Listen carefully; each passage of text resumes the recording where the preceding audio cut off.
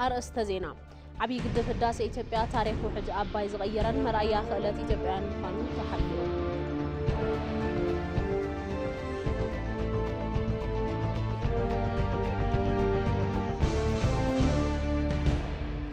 بيرو تمرت محدار كتما أديس أباب بركة ختما مبل سلاسان حدن قبائي تمرتي مسلات جميرو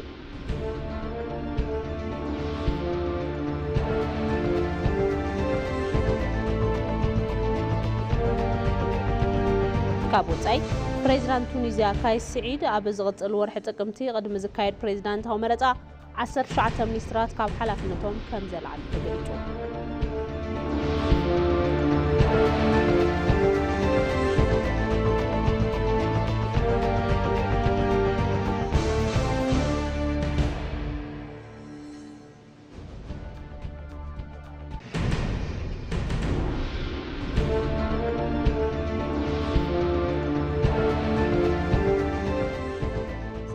بالليز خبركم تملكتنا كاب إتي مدب قانقوا تقرنا على تومات زينا هاب ساعة جميرون أبوهم كبليو ما زينا أنا مرحبون أزريت باري هو حبيركم كتأنحي فلما هاد صارت زيناتات بيرو تمرت محدار كتما أديس أباب بركة تمام مبل سلاسان حدن قبائي تمرتي من سلات جميروم نغلتا معلتات أنحتو قبائي عزوز تقهات نتري تمرتن معبالها قرن بزب المري حساب ناتسالت إيركاب أبت قبائي أب الزبنة تمرتي غلتا شحن 10 شنام تمرت أب عودة تمرتي تمزقبوت إيتات بمجمجام كم أون زلعل فزات ما نزلوهم تكالات سمويان تمهرون أفلتون شلماتن كم زوها تحبيرهم كم أون أبزبنا تمرتي خلت تشحن 10 شعاتن زتكبروا سرعتي للزب كم زقبر تاجليتهم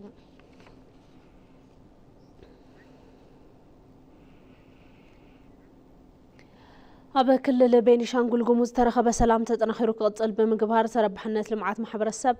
نمرقات إنتاف مهلاو رأسا محدار تخلل أشاد لحسن قليتهم ثم رأسا محدار مس أبلات كابيني بمخان قداي سأنا السلام أبز نبرة فولي وردا ما أون كومون زي معاز الرأتي تعذيبهم بتوسخي أبت فولي وردان زهناز أبيات عنا أمن سرة بيروميوم أبت فولي وردا أبز نبرة أقامت أتتا زعنو مسارة المعاتات مليس كان متقان بعقمت وردا استسرحو هنزاتات مريقهم سرح زجمرو توم رأسا محدار نبور قلقالوت ناب نبور ناي مملاس سرحتي تتنخيرو كم زغلت القليتهم استرخبان تراو سلام بمدقام أبتفولي وردا استسالتو سرحت المعات زراتي تسفا زهبو مخانو ما يتاشر لحسن قليتهم من قصة تخلل بكلهم كبابتات تخلل زت أمام سلام كعسل بمقبار هزبنا بالمعات كوفر كم زخالونا العلام حبر السبب استوافر لهم نتفتات المعات بلوعل تبقسو كسرح دما ملختهم أم حلاليفهم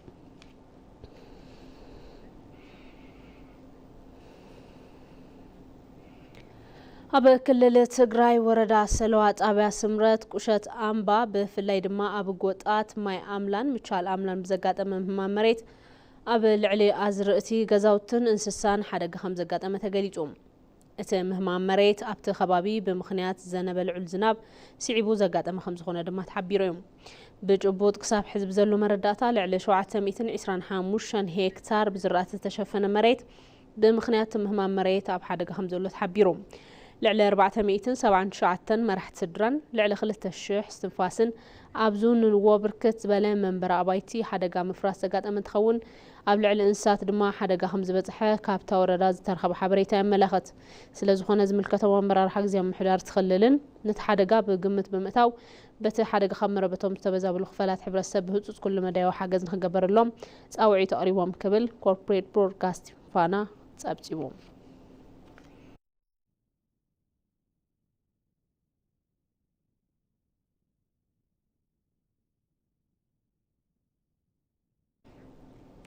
أب كلل هارري زسالت وزلو سرحت المعاسب تكورت أقامات كتبون محبرون يقالوا لهم هلام رسم محدار التخلل أوردين بدر قليتهم توم رسم محدار أب تخلل بسناي تكبر أوان كرامتي نتوقماس تهانتو من برقزاوتي نتقمتي أم حلاليفهم مسزي قونا قوني خلتش نزخونو تقومات تمهارو دقفنا وتسمرتي تاقيريهم توم رسم محدار أبت أوان كما زقلت أوو أبا كل الهارري بزفر سفل عليه روح زهبو سبتو قرن فتات يسالتو قالو يلم نزمر أيا أبز حزنا يخرمتي حدا 110 شعاتن نايز أقوما سدرا قزاوتي نمحداسن مهناتن تتلمون ናብ ተግባር ከም ዝተኣተወ ኣዘኻኺሮም ሎም ዕለት ኣብ ወረዳታትን ከተማታትን ትኽልል ህንፀቶም ዝተዛዘሙ ገዛውቲ ናብ ተገልገልቲ ከም ዝተመሓላለፉ እውን ገሊጾም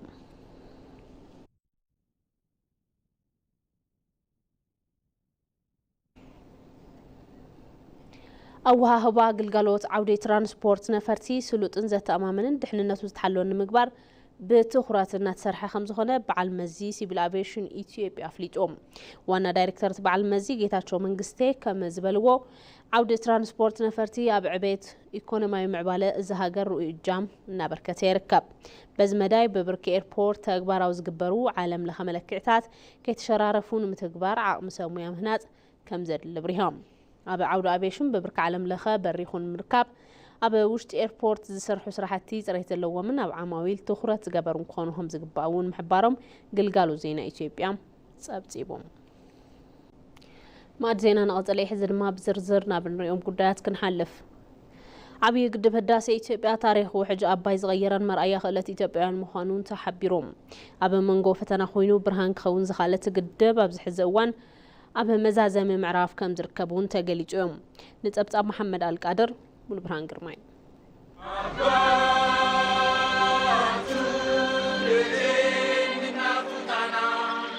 نيتيوبيان كابزر ما نخلنا قبت حاسيبو استجمره عبي قدف الداس عباي كابيت مخرج أتتا كساب نبر بريزيدنت ترامب زي قبو زرباز حلفن كمون أجندة عرب ليك نمخوان زخالة بروجكتيو عبي قدف الداس عباي كايرو بشمازاتاينت زقبرتو زمتشاز الليت زحلفن أما أخلي عدم هنزتون نعبيتو بزي متن بركي بمم حدارت بروجكت زتفتن تخون عبزحز اوان برهان إثيوبيان نمخوان زخالة بروجكتيو የመጀመሪያው 6-7-8 ወራት ኣብ ፈላማይ 6-7-8 ወርሕ ናትና ስራሕ ዝነበረ እትጸገም እንታይ እዩ ከመይ ተፈጢሩ ከመይ ከይፍታሕ ንዝብል ብዝርዝር ምግምጋም እዩ ድሕሪ ገምጋም ድማ ጥንክር ዝበለ ውሳነ ምውሳን እዩ ዓብይ ግድብ ህዳሴ ኣባይ ኢትዮጵያውያን ዘለዎም ጥሪት ኣዋፂኦም ኣይኾንን ንዝብል ቃል ዘሸነፍሉን ሓገዝ ዓለም ከየካተተ ብኢትዮጵያውያን ዓቕሚ ጥራይ ዝተሰርሐ ኣብ አፍሪካ እቲ ዝዓበየ መፈልፈል ሓይሊ ንምዃን ዝኸኣለ ፕሮጀክት እዩ እንደሆነ ቆይቼት ጢሳይነካኝ እንዲህ አርጌ ጋግሬ ላበላ ነው ለልጆቼ እንዴት ይሆናል ሁን ያንተን ሳላይ ለኔ ያንተን ሳላይ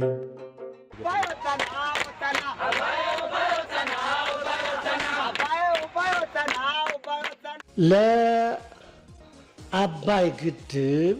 ንግድብ ኣባይ ኣብ ማህፀን ውሽጢ ካብ ለሎ ህፃውንትን ኣብ ውሽጢ መቃብር ካብ ዘሎ ሙታን ወፃኢ ኢትዮጵያዊ ዝኾኑ ኩሉ ክትተሓባበሩሉ ይግባእ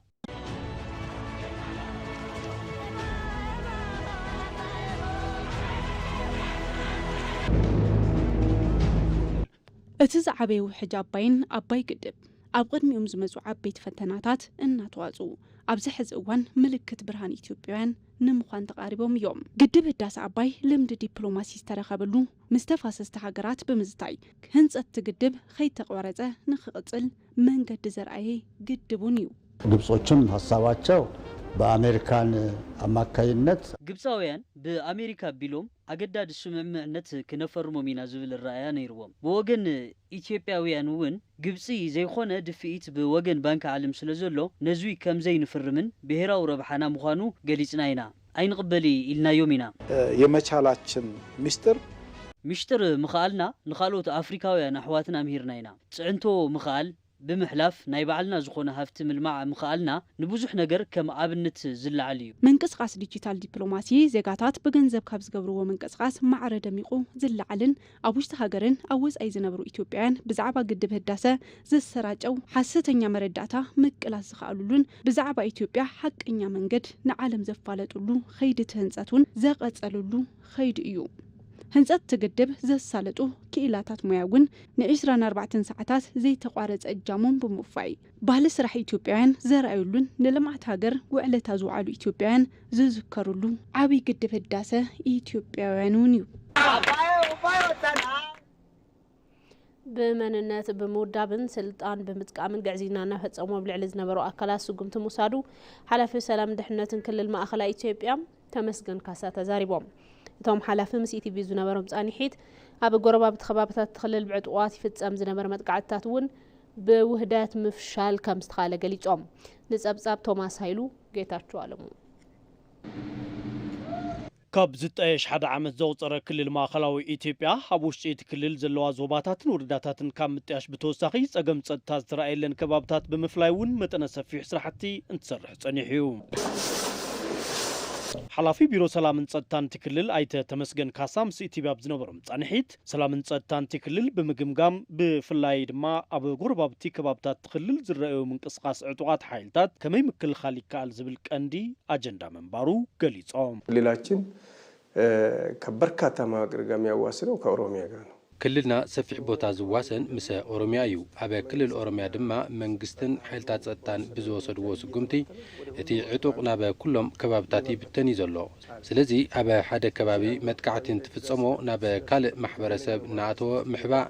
እንተዘይኮይኑ ድማ ናይ ህዝብታት ጽልኢ ዘሎ ንምምሳል ዝተፈላለዩ ስራሕቲ ይሰርሕ ነይሩ ብምዃኑ ድማ እዚ ንምምካት ምስ ጎረባብቲ ክልላት ትልሚ ተሊምና ብሓባር ክንሰርሕ ይግባእ ኢልና ብሓባር ድማ ሰሪሕና ኢና ስለዚ ኣብዚ ዓውዲ እቲ ክልል ካብ ዝተጣየሽ ጀሚሩ ውጽኢታዊ ስራሕ ሰሪሕና ኢና ስእነት ሰላም ከምጽኦ ዝኽእል ጸገም ብፍላይ ድማ ዝተፈላለዩ ክፋላት ሕብረተሰብ ግንዛበ ናይ መሃብ ስራሕ ኣብቲ ክልል እንትስራሕ ጸኒሑ እዩ ብርግጽ ብዝተዛብዐ ኣረኣያ ስልጣን ብሽመንነት መጥቀሚ ንምግባር ዝተኸደ ርሕቀት ምምሕዳር እቲ ክልል መጠነ ሰፊሕ ስራሕ ሰሪሑሉ ኢሎም ስልጣንን በአገልጋይነት ከማየት ይልቅ ስልጣን ንኣገልጋይላይነት ኣብ ክንዲ ምርኣይ መንበር ጌርካ ናይ ምውሳድ ብዓልየት ስልጣን ንምርካብ ምድላይ ብጉጅለ ተወዲብካ ስልጣን ምድላይ ምስ ረኸቡ ድማ እንተይሰርሑ ናይ ምጽናሕ ዝተዛብዐ ኣረኣያ ዕውት ምዃን እንተኣቤካ ህዝቢ ያኣኽለካ እንትብለካ እውን ኣብ ልዕሊ ህዝቢ ካልእ ነገር ምልዓል ተወዲብካ ንምንቅስቃስ ምፍታን ጽልኢ ዘላዓሉ ነገራት ናይ ምስራሕ ነገራት ፈሊና ስጉምቲ እናወሰድና መጺና ኢና ብመንጽር መበገስ ኢና ኣብቲ ክልል ካብ መንጎ ዝተረኣዩ ጸገማት ጸጥታ ጸገም ሰናይ ምሕዳር ብምፍጣር ብፍላይ ድማ ምስግዕ ዜና ተኣሳሲሩ ዝተተሓሓዙ አካላት ጥፍኣቶም ናይ መንነት መልክዕ ዘለዎን ምምሳል እንትንቀሳቀሱ ምንባሮም ገሊጾም መደረጀት አካባቢው ላይ ጤናማ ያልሆነ ኢንቫይሮንመንት እንዲመጣ የመፈለግ ሁለተኛ ንምስራቅ ምውዳብ ኣብ ልዕሊ እቲ ከባቢ ሰላም ንከይህሉ ምድላይ ካሊ ኣብ ስርቂ እንተተሳቲፎም ድማ ነቲ ስርቂ ንምሽፋን ምውዳብ ናብ ዓልየት ነገር ንምእታው ምፍታን ማለት እዩ እዚኦም ከዓ እናውዓሉ እናሓደሩ ስጋት ጸጥታ እናኾኑ እዮም ኢልና ፈሊና ዝሰርሕናሎም ጉዳያት እዮም ኣብዚ ዝተዛብዐ ጉዳይ ከዓ ዝተወሰኑ መናእሰይ ንክሳተፉ ወይ እውን ኣባል ንክኾኑ ናይ ምድላይ ስራሕ ኣሎ እዞም ነገራት ከዓ ውዒሎም ሓዲሮም መበገሲ ጎንፂ ጽልኢትን እናኾኑ ተሊምካ ናይ ምስራሕ ኩነታት ተራእዮም እዮም ቤት ምኽሪ ጸጥታ እቲ ክልል ዝተፈላለዩ ክፋላት ሕብረተሰብን መዳርግቲ አካላትን ብምስታፍ ብዝፈጠሮም ዝተፈላለዩ መድረኻት ኣብቲ ክልል ሰላም ንክረጋገጽ ጭቡጥ ምኽንያት ኮይኑ ኢሎም ማስተማር ነው ሁለተኛ ማዋየት ነው ትምህርቲ መሃብ ካልኣይ ምምያጥ ሳልሳይን ናይ መወዳእታን ልዕልነት ሕጊ ምርግጋጽ እዩ ምክንያቱ ነዞም ክልተ ነገራት ሓሊፉ ዝመጽእ ካልእ ንክመሃር ይኸውን ማለት እዩ ልዕልነት ሕጊ ክፍለጥ ስለ ዘለዎ ሓደ መረጋገጽ ሰናይ ምምሕዳርና ልዕልነት ሕጊ ምርግጋጽ ስለ ዝኾነ እዚ እናስራሕና መጺና ኢና ነዚ ብምስራሕና ኣበርቲዕና ሸነኽ ክልልና ዝተረጋገአ ሰላም ንክህልዎ ገይርዎ እዩ መበገሲ ስእነት ሰላም ዝኾኑ ጉዳያት ካብ ምምሃር ክሳብ ልዕልነት ሕጊ ናይ ምርግጋጽ ስራሕ ዝተኸደ ጻዕሪ እወታዊ ውጽኢት ምምጽኡ እቶም ሓላፊት ቢሮም ገሊጾም استفلاليو مسارتاوي قربات ناب ሕብረተሰብ ብምብጻሕ ዕዳጋ ንምርጋእ ይሰርሕ ኣለኹ ክብል ትካል ልምዓት እታወታት ኢንዳስትሪ ኢትዮጵያ ኣፍሊጦም መምሓይሽ ማክሮ ቁጠባሲቡ ኣብ ቀረብ استفلاليو مسارتاوي ጠለባት ናብ ሕብረተሰብ ንምብጻሕ ኣብ ምንቅስቃስ ከም ዝርከብ ተገሊጹሎም ይድነቃቸው ሰማው ዘዳለው ጸብጻብ በሪሁ ብርሃነ ትካል ልምዓት እታወታት ኢንዳስትሪ ኢትዮጵያ ካብ ዝተፈላልያ ፋብሪካታት ምህርቲ ዓዲጉ ንሕብረተሰብ ተበጻሒ ብምግባር ዕዳጋ ናይ ምርግጋእ ስራሕ እናካየደ ይርከብ ኣብቲ ዝተዛዘመ በጀት ዓመት እውን ብልዕሊ 4.6 ቢልዮን ብር ወጻእ መሰረታዊ ቀረባትን ካልኦት ውጽኢታት ኢንዳስትሪን ናብ ሕብረተሰብ ከም ዘቕረበ አፍሊጦሎ ከ4.6 ቢልዮን ብር በላይ የሚጠጉ የተለያዩ ምርቶችን ልዕሊ 4.6 ቢልዮን ብር ዝዋግኦም استفلالي فرياتات إندستري مالت جرقا جرقي فريات مقبي مناته مهرتي مسارحي صحفتن كالوت مهرتتات نا حبرتسب تبصح زغبرنالو عامتيو عداغا نمرغغا منغستي بزوص واغا زقربو مهرتتات بزملكت ناب 2.7 بليون بر زصقع لعلي 23 مليون لتر زيتن ሽኮርን ስሚንቶን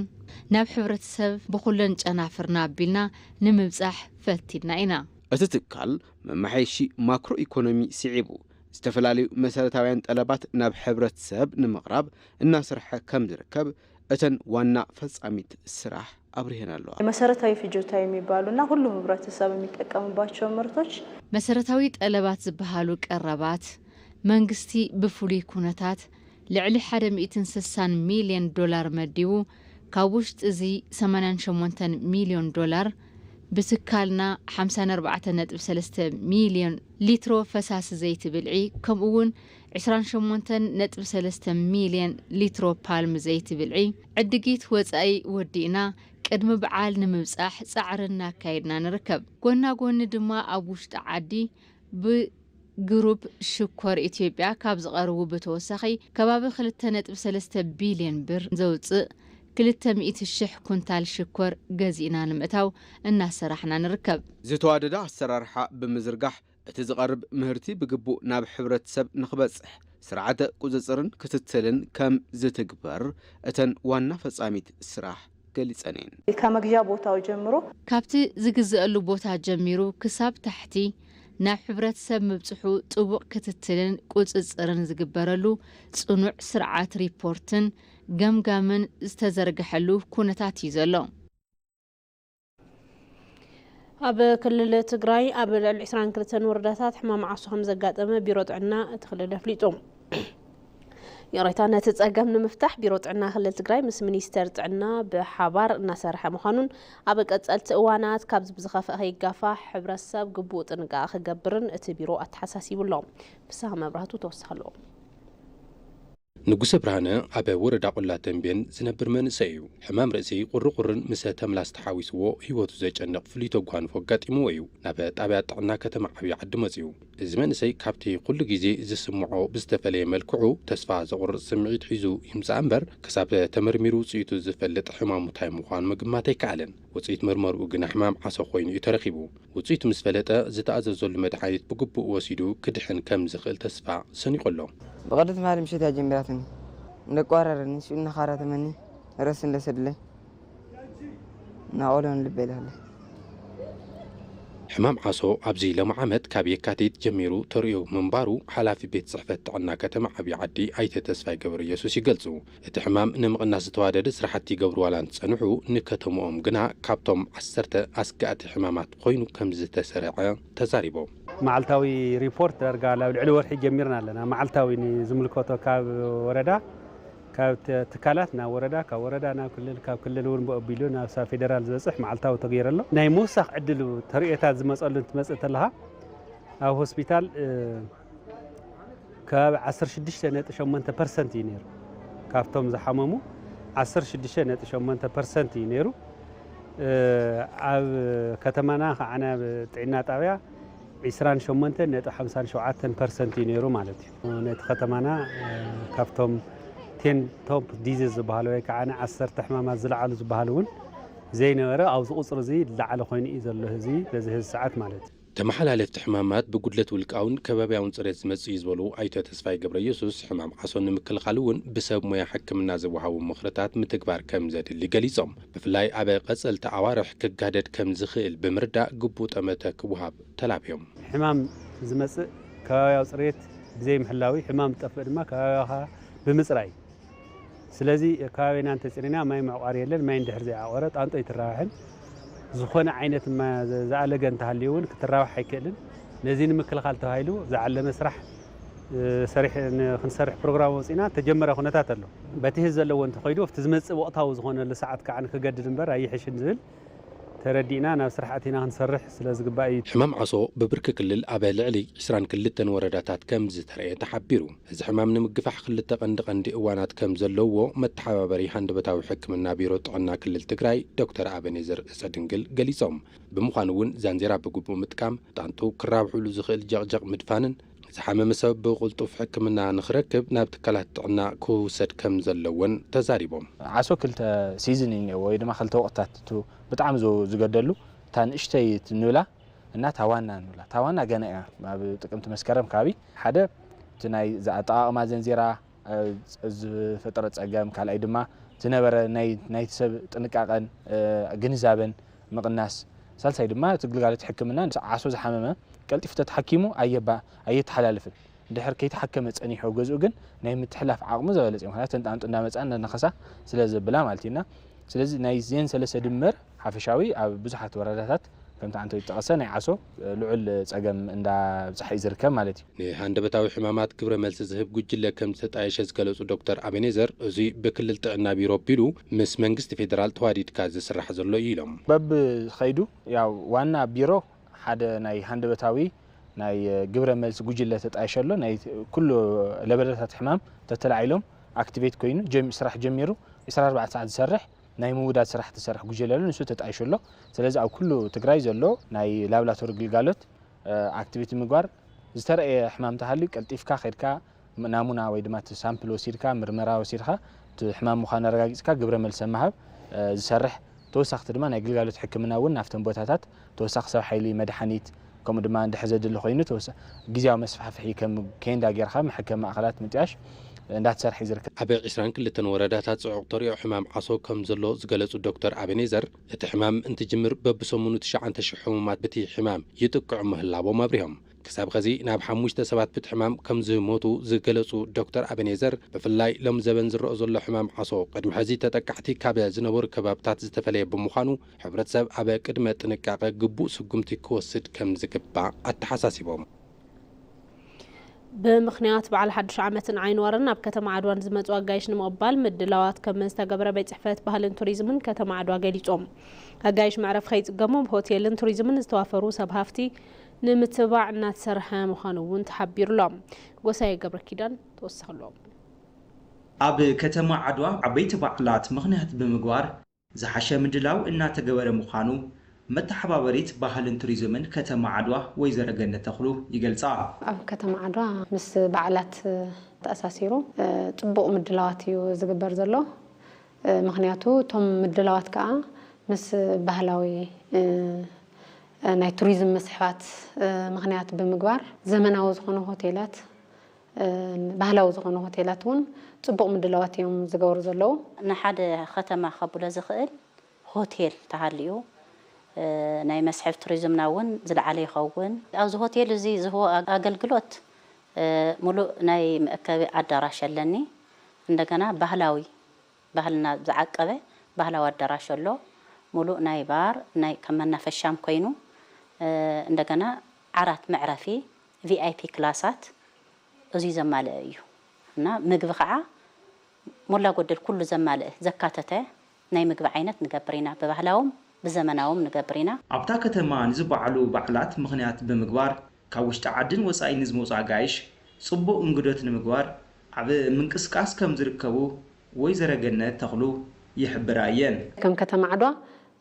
بركزولو روحاتات يوم زلو حدا ناي وصاي عدتات يكون ناي وش تعدي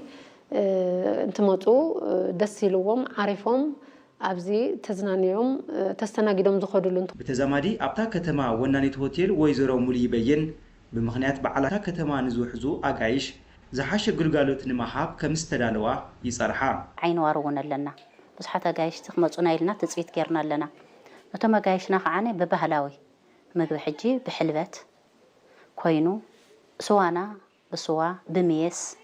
زي بخلو تزاقاجي نتقاشانا عدومنا يصبر لهم كتقمط يزلهم زبحلاوي غزا مغيت ያው ዝትሪው ዘለኹም ዝተፈላልየ ዓይነት ምግቢ ተቀሪቡልኒ አውዚ ካን ዝቀረብ ባህላዊ ስዋ ሕስዮ ሜስ ያው ዝተፈላልየ ኩሉ ነገራት ተቃዘማለ እዩ እዚ ስራሕ ንዘይነበሮም መናእሰይ እታ ከተማ ዕድል ስራሕ ከም ዝተፈጠረሎም ይግለጽ እዩ ስራሕ ስእነት ዘለዎም መናእሰይ ኣብ ምቕራፍ ዝለዓለ ተራ ዘለዎ እዩ ማለት እዩ ንልዕሊ 10 ከየንቲ ያው ስራሕ ዕድል ተፈጢሩና ምድላዋትና ብትሬኒንግ ከለና ሕጂ ስለዚ ንትበዓል خلدሞ ኩሉ ምድላዋትና ተዳሊና ንርከብ በመኽንያት ዝተረኸበ ጭላንጭል ሰላም ከተማ ዓድዋ ዝርከቡ ባህላውን ዘመናውን ሆቴላት ደረጃ ዝሓለው ግልጋሎት ንምሃብ ምምሕዳር ከተማ ዓድዋን ቤት ጽሕፈት ባህልን ቱሪዝምን እታ ከተማ በመዃን ኣብ ምስራሕ ከም ዝርከቡ ወይዘሮ ገነት ተኽሉ ያብርሃየን ናይ ሰላም ሃዋው ተፈጢሩ ዘሎ ምኽንያት ብምግባር በጻሕቲ ዓዲ ብዝስሕብ መልክዑ ዘመናውነቱን ባህላውነቱን ዘላበሰ ከም ከተማ ሕዳርውን ከም ቤት ጽሕፈት ሰፈር ቁጠባ ከይዲ ስራሕ ባህልን ቱሪዝምን ውን ብዋናነት በጻሕቲ ዓዲ ብደንቢ ተኣናጊዶም ዝኽእሉ ጽሬት ዘለዎ ደረጃኡ ዝሓለወ ክህሉ እዩ ትናህና ድፊት ንገብሮ ካብ ዝተፈላለዩ ከባብታት ናብታ ከተማ ንዝሕዙ ኣጋይሽ ሙሉእ ግልጋሎት ንምሃብ ተዳልዮም ከም ዘለዉ ይገልጹ እዮም መጾ ዓድና ገውንይዎ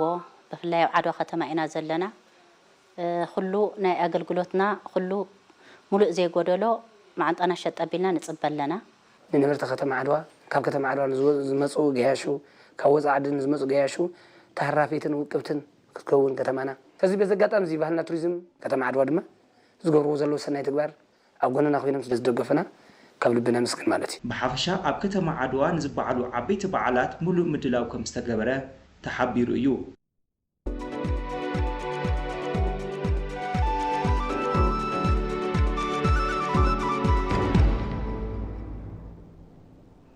ዜና ዕዳጋ 50 ሚልዮን ሊትሮ ዘይት ብልዒ ካብ ጅቡቲ ናብ ኢትዮጵያ ይጓዓዝ ከም ዘሎ ተገሊጾም እቲ ዘይትን ምምሕያሽ ናህረ ናብራን ምርጋእ ዋጋ ኣብ ሓድሽ ዓመት ተሓሳቢ ብምግባር ብመንግስቲ ዝተዓደገ ከም ዝኾነ ተሓቢሮም ኤምባሲ ኢትዮጵያ ኣብ ጅቡቲ ግልጋሎት ትራንስፖርትን ሎጂስቲክስን ባሕሪ ኢትዮጵያ ኮርፖሬሽን ስራሕቲ ንግዲ ኢትዮጵያን ትካል ልምዓት እታወታት ኢንዱስትሪ ኢትዮጵያን ምስ ባቡር ምድሪ ኢትዮ ጅቡቲ ብምውዳድዩ ናብ ውሽጢ ዓዲ ዝኣቱ ዘሎም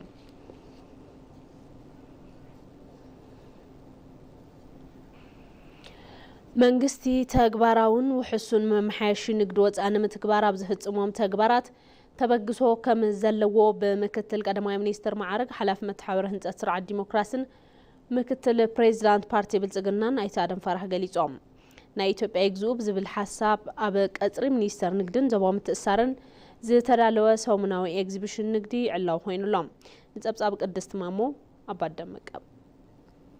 بمنستير نقدن زوبا متسارن زتدالون نا إثيوبيا يجزو سومناو نقدي إكزيبيشن أبا بيت عيوتي منستير علاو كوينو بمختل قدامي منستر معرق حلافي متحبا برهنت الديمقراسيا وسرعاتن مختل بريزيدنت بارتي بلصقنان آدم فاراه تي إكزيبيشن مريغوم زخفتون تخونو منقستي ممحاش وحسن نقدي وطان مقبار دلو مخانو أبتسن سرعات أبزسمعو مدر قليسوم منقس تكباراوي النازلاك يوچي نقد ماشاشاوچن بتليم መንግስቲ ተግባራው መማሓይሽ ንግዲ ወፃኢ መሰረት ሰደድ ንግዲ ምስፋሕ ምፍላጥን ምምችሻውን ብዝምልከት ንዝውሰዱ ተግባራት ተበግሶ ኣለዎ እዩ ዕውት ኣፈጻጽማ ሰደድ ንግዲ ምፍጻም ሸርፉ ወፃኢ ኣብ ምምጻእ ክፍሪት ሚዛን ኣብ ምርግጋዕን ልቃሕ ወፃኢ ኣብ ምቅላልን ወሳኒ እዩ እዚኦም ንምግባር ብልዑል ተበግሶ ንጻዕርን ምስራሕ የደሊ በመዳይዚ ኢንቨስትመንት ወፃኢ ምስሓብ ይካኣል እዩ መንግስቲ ዝተግበሮ መማሓይሽ ማክሮ ኢኮኖሚን ሕቶ ማሕበረሰብ ንግዲ መልስ ዝሃበ እዩ ድማ ኢሎም የማክሮ ኢኮኖሚ ማሻሻያ የንግዱን ምህዳር ለንግድ አመቺ ያደረገና የንግዱን ማህበረሰብ ጥያቄ መማሓይሽ ማክሮ ኢኮኖሚ ስርዓት ንግዲ ዘመቻቸውን ንሕቶ ማሕበረሰብ ንግዲ መልስ ዝሃበን እዩ ማሕበረሰብ ንግዲ ነዚ ምቹ ኩነታት ተጠቂሙ አርሱን ሃገሩን ብምልዋጥ ዓለም ለኸ ተናሓናሓይ ንምዃን ክሰርሕ ኣለዎ ካብዚ ወፃኢ ኢህጋዊ ዝኾኑ ተግባራት ኣብ ዝፍጽሙ አካላት መንግስቲ ዝወስዶ ስጉምቲ ክቅጽል እዩ ሚኒስትር ንግድን ዞባዊ ምትእስሳርን ዶክተር ካሳሁን ጎፌ ኣብ ዘፈር ንግዲ ዘጋጥሙ ተጓንፎታት ብምፍላይ ዝሕሻ አሰራርሓ ስርዓት ብምዝርጋሕ እቲ ዘፈር ንምዝማን ይስራሕ ምህላው ሓቢሮም ወቅቱን የሚዋጁ የተለያዩ ፖሊሲ አማራጮችን ከመጠቀም ጀምሮ እዚ ዘመን ዝጠልቦም መማረጽታት ፖሊሲ ካብ ምጥቃም ጀሚሩ ዝድለ ለውጥ ንምምጻእ ምምሕያሽ መምርሕታትን አሰራርሓታትን ብሰፊሑ ተፈጺሙ እዩ ብመዳይዚ ጽቡቕ ውጽኢት ይምዝገበሎ እዩ ካብዚ ብተወሳኺ ንሰብ ሃፍቲ ወፃኢ እጽዋት ኮይኖም ዝጸንሑ ንግዲ ሰደድ ኣታዊ ጅምላን ችርቻሮን ክፉት ተገይሩ እዩ እዚ ተወዳዳሪ ዝኾነ ንግዲ ዝፈጥር እዩ እቲ ሚኒስተር ዕላዊ ካብ ዝገበሮ ሰሙናዊ ኤግዚቢሽን ንግዲ ብተወሳኺ ኣብ 730 ካሬ ሜትሮ ዝተሃነፀ ቋሚ መርአይ ንግዲ ወፃኢ ተመሪቑ ዝተኸፈተ እንትኸውን ኣብቲ ስነ ስርዓት ላዕሎት ሓለፍቲ ስራሕ መንግስቲ ተረኺቦም እዮም ዜና